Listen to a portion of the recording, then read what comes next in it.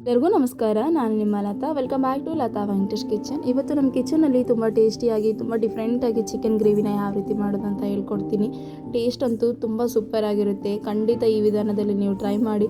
ಯಾರಾದರೂ ಹೊಸದಾಗಿ ನೋಡ್ತಾ ಇದ್ದರೆ ನನ್ನ ಚಾನಲ್ನ ಪ್ಲೀಸ್ ಸಬ್ಸ್ಕ್ರೈಬ್ ಮಾಡ್ಕೊಳ್ಳಿ, ಶೇರ್ ಮಾಡ್ಕೊಳ್ಳಿ. ಹಾಗಾದರೆ ಹೇಗೆ ಮಾಡೋದಂತ ನೋಡೋಣ ಬನ್ನಿ. ಚಿಕನ್ ಗ್ರೇವಿ ಮಾಡ್ಕೊಳ್ಳೋದಕ್ಕೆ ಗ್ಯಾಸ್ ಸ್ಟವ್ ಮೇಲೆ ಒಂದು ಕಡಾಯಿ ಇಟ್ಟಿದ್ದೀನಿ. ಅದಕ್ಕೆ ಒಂದು ಸ್ವಲ್ಪ ಬಿಸಿ ಆದ ನಂತರ ಒಂದು 4 ಟೇಬಲ್ ಸ್ಪೂನಾಗಷ್ಟು ಕುಕ್ಕಿಂಗ್ ಆಯಿಲ್ ಹಾಕಿದ್ದೀನಿ. ಸೇರಿಸಿದ ನಂತರ ಸ್ವಲ್ಪ ಆಯಿಲ್ ಇಟ್ಟಾದ ನಂತರ ಒಂದು ಅರ್ಧ ಟೇಬಲ್ ಸ್ಪೂನಾಗಷ್ಟು ಜೀರಿಗೆ, ಸ್ವಲ್ಪ ಮಸಾಲ ಸ್ಪೈಸಸ್ ಸೇರಿಸ್ತಾ ಇದ್ದೀನಿ. ಚಕ್ಕೆ, ಲವಂಗ, ಮೆಣಸು, ಏಲಕ್ಕಿ, ಪಲಾವ್ ಎಲೆ ಸೇರಿಸ್ತಾ ಇದ್ದೀನಿ. ಸೇರಿಸಿದ ನಂತರ ಒಂದು ಸಣ್ಣದಾಗಿ ಹೆಚ್ಕೊಂಡಿರುವ ಒಂದು ಈರುಳ್ಳಿನ ಸೇರಿಸ್ತಾ ಇದ್ದೀನಿ. ನೋಡ್ತಿರ್ಬೋದು. ಈರುಳ್ಳಿ ಸೇರಿಸಿದ ನಂತರ ಸ್ವಲ್ಪ ಕಲರ್ ಚೇಂಜ್ ಆಗೋ ತನಕ ಫ್ರೈ ಮಾಡ್ಕೊಳ್ಳಿ. ಚಿಕನ್ ಗ್ರೇವಿ ಮಾಡ್ಕೊಳ್ಳೋದಕ್ಕೆ ಒಂದು ಅರ್ಧ kg ಆಗೋಷ್ಟು ನಾನು ಚಿಕನ್ ತೊಗೊಂಡಿದ್ದೀನಿ. ಆಲ್ರೆಡಿ ತೊಳೆದು ಸಣ್ಣದಾಗಿ ಹೆಚ್ಚಿ ರೆಡಿ ಮಾಡಿಟ್ಕೊಂಡಿರುವ ಚಿಕನ್. ಈಗ ನೋಡ್ತಿರ್ಬೋದು, ಸ್ಮಾಲ್ ಸೈಜಲ್ಲಿ ಕಟ್ ಮಾಡಿ ರೆಡಿ ಮಾಡಿಟ್ಕೊಂಡಿದ್ದೆ. ಈಗ ಈ ಚಿಕನ್ನ ನಾನು ಸೇರಿಸ್ತಾ ಇದ್ದೀನಿ. ಆಲ್ರೆಡಿ ಈರುಳ್ಳಿ ಎಲ್ಲ ಸ್ವಲ್ಪ ಕಲರ್ ಚೇಂಜ್ ಆಗಿ ರೆಡಿ ಆಗಿದೆ, ನೋಡ್ತಿರ್ಬೋದು. ಅದ ನಂತರ ಈಗ ಒಂದು ಅರ್ಧ kg ಆಗೋಷ್ಟು ಚಿಕನ್ನ ಸೇರಿಸಿದ ನಂತರ ಒಂದು ಅರ್ಧ ಟೇಬಲ್ ಸ್ಪೂನ್ ಆಗೋಷ್ಟು ಅರಿಶಿಣ ಪುಡಿ, 1 ಟೇಬಲ್ ಸ್ಪೂನ್ ಆಗೋಷ್ಟು ಉಪ್ಪು ಸೇರಿಸ್ತಾ ಇದ್ದೀನಿ. ಸೇರಿಸಿದ ನಂತರ ಈಗ ಇನ್ನೊಮ್ಮೆ ಚೆನ್ನಾಗಿ ಮಿಕ್ಸ್ ಮಾಡ್ಕೊಳ್ಳಿ. ಚಿಕನ್ ಒಂದು 5 ರಿಂದ 6 ನಿಮಿಷ ಚೆನ್ನಾಗಿ ಕುದಿಸ್ಕೊಳ್ಳಿ. ಉಪ್ಪು ಹಾಕಿದ ನಂತರ ಸ್ವಲ್ಪ ಚಿಕನ್ ಚೆನ್ನಾಗಿ ನೀರು ಬಿಡುತ್ತೆ, ಅದರೊಳಗೆ ಚೆನ್ನಾಗಿ ಬೆನೆಯುತ್ತೆ. ಹಾಗಾಗಿ ಮೊದಲೇ ಉಪ್ಪು ಹಾಕಿಬಿಡಿ.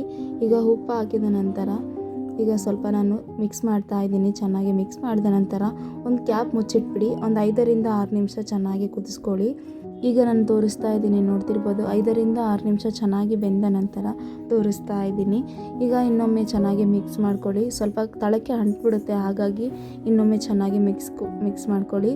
ಮಿಕ್ಸ್ ಮಾಡಿದ ನಂತರ ಈಗ ನಾನು ಮತ್ತೆ ಇನ್ನೊಮ್ಮೆ ಕ್ಯಾಪ್ ಮುಚ್ಚಿಡ್ತಾ ಇದ್ದೀನಿ. ಸ್ವಲ್ಪ ವಾಟರ್ ಇದೆ ಅಲ್ವಾ, ಹಾಗಾಗಿ ಅದೆಲ್ಲ ಚೆನ್ನಾಗಿ ಬೆನಿಬೇಕು. ಹಾಗಾಗಿ ಈಗ ಮತ್ತೆ ಕ್ಯಾಪ್ ಮುಚ್ಚಿ ಇಡ್ತಾ ಇದ್ದೀನಿ. ಕ್ಯಾಪ್ ಮತ್ತೆ ತೋರಿಸ್ತಾ ಇದ್ದೀನಿ, ನೋಡ್ತಿರ್ಬೋದು. ಈಗ ಪರ್ಫೆಕ್ಟಾಗಿ ರೆಡಿಯಾಗಿದೆ. ಇದಕ್ಕೆ ಖಾರಕ್ಕೆ ತಕ್ಕ ಹಾಗೆ ಅಚ್ಚ ಖಾರದ ಪುಡಿ ಸೇರಿಸ್ತಾ ಇದ್ದೀನಿ. ನಾನು ಒಂದು 2 ಟೇಬಲ್ ಸ್ಪೂನ್ ಆಗೋಷ್ಟು ಅಚ್ಚ ಖಾರದ ಪುಡಿ ಸೇರಿಸ್ತಾ ಇದ್ದೀನಿ. ಸೇರಿಸಿದ ನಂತರ ಈಗ ಮತ್ತೆ ಇನ್ನೊಮ್ಮೆ ಚೆನ್ನಾಗಿ ಮಿಕ್ಸ್ ಮಾಡ್ಕೊಳ್ಳಿ. ಸ್ವಲ್ಪ ಖಾರ ಸ್ಮೆಲ್ಲೆಲ್ಲ ಆ ಥರ ಹೋಗಬೇಕು. ಲೋ ಫ್ಲೇಮಲ್ಲಿ ಚೆನ್ನಾಗಿ ಫ್ರೈ ಮಾಡ್ಕೊಳ್ಳಿ. ಹೈ ಫ್ಲೇಮಲ್ಲಿ ಇಟ್ಟು ಫ್ರೈ ಮಾಡೋಕ್ಕೆ ಹೋಗಬೇಡಿ, ಮತ್ತು ಖಾರ ಸೀದೋಗ್ಬಿಡುತ್ತೆ. ಹಾಗಾಗಿ ಈಗ ನಾನು ಸ್ವಲ್ಪ ಲೋ ಫ್ಲೇಮಲ್ಲಿಟ್ಟು ಬೆನೆಸ್ತಾ ಇದ್ದೀನಿ. ಈಗ ಸ್ವಲ್ಪ ಖಾರ ಎಲ್ಲ ಬೆಂದ ನಂತರ 1 ಟೇಬಲ್ ಸ್ಪೂನ್ ಆಗೋಷ್ಟು ನಾನು ಶುಂಠಿ ಬೆಳ್ಳುಳ್ಳಿ ಪೇಸ್ಟ್ ಸೇರಿಸ್ತಾ ಇದ್ದೀನಿ. ಶುಂಠಿ ಬೆಳ್ಳುಳ್ಳಿ ಸೇರಿಸಿದ ನಂತರ 1 ಟೇಬಲ್ ಸ್ಪೂನ್ ಆಗೋಷ್ಟು ಧನಿಯಾ ಪುಡಿ, 1 ಟೇಬಲ್ ಸ್ಪೂನ್ ಆಗೋಷ್ಟು ಚಿಕನ್ ಮಸಾಲ, 1 ಟೇಬಲ್ ಸ್ಪೂನ್ ಆಗೋಷ್ಟು ಗರಂ ಮಸಾಲ ಸೇರಿಸ್ತಾ ಇದ್ದೀನಿ. ಇವತ್ತು ನಾನು ಟೊಮೊಟೊ ಸೇರಿಸ್ತಾ ಇಲ್ಲ, ಹಾಗಾಗಿ ಆ ಪ್ಲೇಸಲ್ಲಿ ನಾನು 1-2 ಟೇಬಲ್ ಸ್ಪೂನ್ ಆಗೋಷ್ಟು ಮೊಸರು ಸೇರಿಸ್ತಾ ಇದ್ದೀನಿ. ಮೊಸರು ಸೇರಿಸಿದ ನಂತರ ಈಗ ಇನ್ನೊಮ್ಮೆ ಚೆನ್ನಾಗಿ ಮಿಕ್ಸ್ ಮಾಡ್ಕೊಳ್ಳಿ. ಲೋ ಫ್ಲೇಮಲ್ಲಿಟ್ಟು ಈಗ ಚೆನ್ನಾಗಿ ಮಿಕ್ಸ್ ಮಾಡ್ಕೊಳ್ಳಿ. ಮಿಕ್ಸ್ ಮಾಡ್ಕೊಂಡ ನಂತರ ಒಂದು 2 ರಿಂದ 3 ನಿಮಿಷ ಚೆನ್ನಾಗಿ ಫ್ರೈ ಮಾಡ್ಕೊಳ್ಳಿ.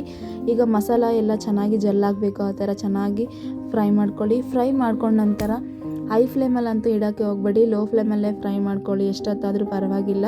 ಈಗ ಸ್ವಲ್ಪ ಕಲರ್ ಚೇಂಜ್ ಆಗ್ತಾ ಇದೆ, ನೋಡ್ತಿರ್ಬೋದು. ಎಲ್ಲ ಹೊಂದ್ಕೊಳ್ಳುತ್ತೆ. ಹೊಂದ್ಕೊಂಡ ನಂತರ ಇದಕ್ಕೆ ಒಂದು ಅರ್ಧ ಗ್ಲಾಸ್ ಆಗೋಷ್ಟು ನಾನು ವಾಟರ್ ಸೇರಿಸ್ತಾ ಇದ್ದೀನಿ. ಜಾಸ್ತಿ ಏನು ಬೇಕಾಗಿಲ್ಲ, ಒಂದು ಅರ್ಧ ಗ್ಲಾಸ್ ಆಗೋಷ್ಟು ನಾನು ಸ್ಮಾಲ್ ಗ್ಲಾಸ್ ಆಗೋಷ್ಟು ವಾಟರ್ ಸೇರಿಸ್ತಾ ಇದ್ದೀನಿ. ಸೇರಿಸಿದ ನಂತರ ಈಗ ಇನ್ನೊಮ್ಮೆ ಚೆನ್ನಾಗಿ ಮಿಕ್ಸ್ ಮಾಡ್ಕೊಳ್ಳಿ. ಮೀಡಿಯಮ್ ಫ್ಲೇಮಲ್ಲಿಟ್ಟು ಚೆನ್ನಾಗಿ ಫ್ರೈ ಮಾಡ್ಕೊಳ್ಳಿ. ನಾನು ಯಾಕೆ ವಾಟರ್ ಸೇರಿಸಿದ್ದೀನಿ ಅಂತಂದರೆ ಸ್ವಲ್ಪ ಪೀಸಸ್ ಎಲ್ಲ ಚೆನ್ನಾಗಿ ಬೆನಿಬೇಕು, ಹಾಗಾಗಿ ವಾಟರ್ ಸೇರಿಸ್ತಾ ಇದ್ದೀನಿ. ನಿಮ್ಗೆ ಏನಾದರೂ ಇಷ್ಟ ಇಲ್ಲ ಅಂದರೆ ಸ್ಕಿಪ್ ಮಾಡ್ಕೊಳ್ಳಿ. ಈಗ ಸೇರಿಸಿದ ನಂತರ ಈಗ ಪರ್ಫೆಕ್ಟಾಗಿ ರೆಡಿ ಆಗ್ತಾ ಇದೆ, ನೋಡ್ತಿರ್ಬೋದು. ಒಂದ್ಸಲ ಚೆಕ್ ಮಾಡ್ಕೊಳ್ಳಿ ಬೆಂದಿದ್ದೀನಾ ಇಲ್ವಾ ಚಿಕನ್ ಅಂತ. ಚೆಕ್ ಮಾಡ್ಕೊಂಡ ನಂತರ ನೋಡಿ ಪರ್ಫೆಕ್ಟಾಗಿ ರೆಡಿ ಆಗ್ತಾ ಇದೆ. ಈಗ ನಾನು ಗ್ಯಾಸ್ ಸ್ಟವ್ ಆಫ್ ಮಾಡ್ತಾ ಇದ್ದೀನಿ. ಆಫ್ ಮಾಡಿದ ನಂತರ ಸಣ್ಣದಾಗಿ ಹೆಚ್ಕೊಂಡಿರುವ ಕೊತ್ತಂಬರಿ ಸೇರಿಸ್ತಾ ಇದ್ದೀನಿ, ನೋಡ್ತಿರ್ಬೋದು. ಫೈನಲ್ ಆಗಿ ಕೊತ್ತಂಬರಿ ಸೇರಿಸ್ತಾ ಇದ್ದೀನಿ. ಈಗ ನೋಡ್ತೀವಿ ಪರ್ಫೆಕ್ಟಾಗಿ ರೆಡಿಯಾಗಿದೆ. ಚಿಕನ್ ಚಪಾತಿಗೆ, ರೈಸಿಗೆ, ರೊಟ್ಟಿಗೆ ಎಲ್ಲದಕ್ಕೂ ಸೂಪರ್ ಆಗಿರುತ್ತೆ. ಖಂಡಿತ ನೀವು ನಿಮ್ಮ ಮನೆಯಲ್ಲಿ ಟ್ರೈ ಮಾಡಿ. ಹೇಗಿದೆ ಅಂತ ನನಗೆ ಕಮೆಂಟ್ ಬಾಕ್ಸಲ್ಲಿ ತಿಳಿಸ್ಕೊಡೋದು ಮರಿಬೇಡಿ.